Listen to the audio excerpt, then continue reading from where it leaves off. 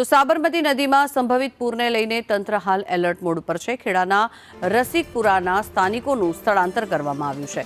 પશુધન અને ઘાસચારાને સલામત સ્થળે ખસેડવામાં આવ્યા છે, ત્યારે રસિકપુરા ગામના 70% નાગરિકોનું સ્થળાંતર કરવામાં આવ્યું છે। આસપાસના ગામડાઓમાં પણ પૂરની શક્યતા છે, ત્યારે પેથાપુર, નાની કલોલીમાં પણ પૂર આવવાની શક્યતાઓ જોવામાં આવી રહી છે। 22 જેટલી ખાનગી અને સરકારી બસ મારફતે સ્થળાંતર કરવામાં આવશે। ત્યારે મહત્વનું છે કે પશુધન હોય કે પછી ઘાસચારો તેને નુકસાન ન પહોંચે તેના માટે થઈને તેને સલામત સ્થળે ખસેડવામાં આવી રહ્યા છે અને સાથે જ 70% જેટલા નાગરિકો દ્વારા પણ સ્થળાંતર કરવામાં આવ્યું છે।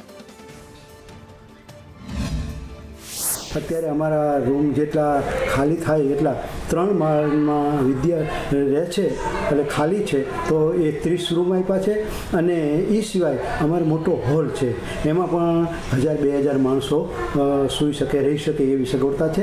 આ પ્રમાણે અમે અત્યારે સ્વામિનારાયણ ગુરુકુળ હરિયાળા તરફથી અમે આ પ્રમાણે સેવા આપી છે અને અમે પણ ઓફર કરી છે। અમે બનશે એટલી અમે આ પીડિતો જે મુશ્કેલીવાળા લોકો છે એને માટે અમે તત્પર રહીશું, સેવા આપશું। ગામની પરિસ્થિતિ અત્યારે સારી ચાલી રહી છે, પણ આદેશ એવો ઉપરથી મળ્યો છે કે 2,61,000 ક્યુસેક પાણી છોડ્યું છે એવો આદેશ મળ્યો છે। કલેક્ટર સાહેબને મારી જોડે મુલાકાત લીધી પાલ્લા ગામની, અને જે નીચા વિસ્તારના જે દેવી પૂજક હતા, જે ઝૂંપડપટ્ટીવાળા હતા, એ લોકોને મેં મારા નિશાળમાં લઈને સેફ કરી દીધા છે।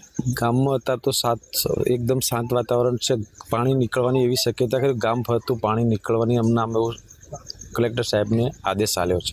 સાબરમતી નદીમાં પાણી છોડવામાં આવ્યું છે। ઉપરવાસમાં ખૂબ વરસાદ વરસી રહ્યો છે, તો તે અંતર્ગત અહીં પાણી છોડવામાં આવે છે ને વહીવટી તંત્ર સજાગ છે, એટલે લગભગ 3 થી 4 લાખ ક્યુસેક આવશે। તો હું માનું છું, મારા અનુભવ પ્રમાણે કહું તો કોઈ ફરક પડશે નહીં, 2 કાંઠે વહી જશે પાણી।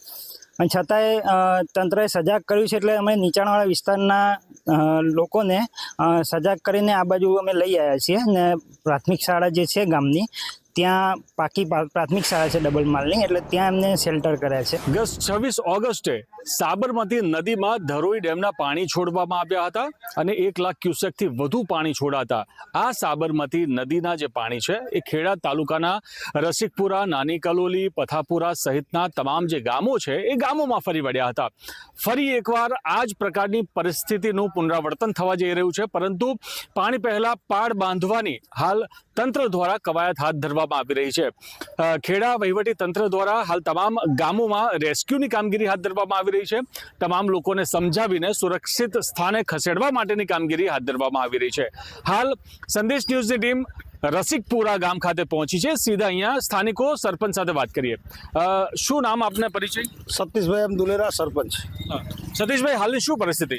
હાલમાં પાણી આવવાનું છે, માહિતી મળતા તંત્ર દ્વારા અમને રેસ્ક્યુ કરવાની સૂચના આપી હતી અને ત્યાંથી લક્ઝરીઓ મૂકી હતી અહીંયા આગળ, અને અહીંયાથી અમારા ગામમાંથી અમે રેસ્ક્યુ કરવાનું ચાલુ છે। સાહેબ, હાલની પરિસ્થિતિ જોતા તો એવું લાગે છે કે જો પેલી વખત 1 લાખ ક્યુસેક પાણીનું કીધું હતું અને આખા ગામમાં ઘરમાં પાણી ફરી વળ્યા હતા, તો આ ફેર તો 3 લાખ ક્યુસેકની વાત છે, તો એ જોતા અમને લાગે છે કે અમારા ગામની પરિસ્થિતિ કંઈક ભયંકર થાય ને એવું મને દેખાઈ રહ્યું છે। હાલમાં જે સરકારશ્રી દ્વારા અમને અમારા ખેડા તેમજ જિલ્લા કલેક્ટર દ્વારા અમને જે આદેશ મળ્યા છે તેના તંત્રની મહેરબાનીથી અત્યારે હાલમાં રેસ્ક્યુ લગભગ રસિકપુરા 100% કરી દેવામાં આવ્યું છે।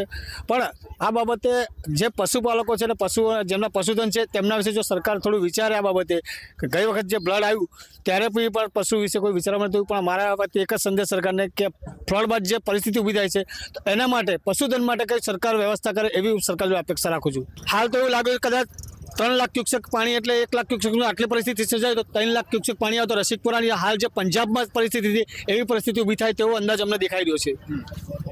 કેટલા વર્ષથી આ પરિસ્થિતિ છે? આ પરિસ્થિતિ છેલ્લા તો અમારે 5-10 વર્ષે એક વખત આવી રહેલા આવે છે, પણ છેલ્લા 2 વખત આ સિઝનમાં અમને વધારે તકલીફ પડી છે। હાલ તો 3 લાખ ક્યુસેક પાણી છોડાવવાની વાત છે, ત્યારે પાણી જ્યારે છોડાય છે ત્યારબાદ કેવા પ્રકારની પરિસ્થિતિ આ ગામમાં સર્જાય છે તે જોવાનું રહેશે। કરુણેશ પંચમેથી, સંદેશ ન્યૂઝ, ખેડા।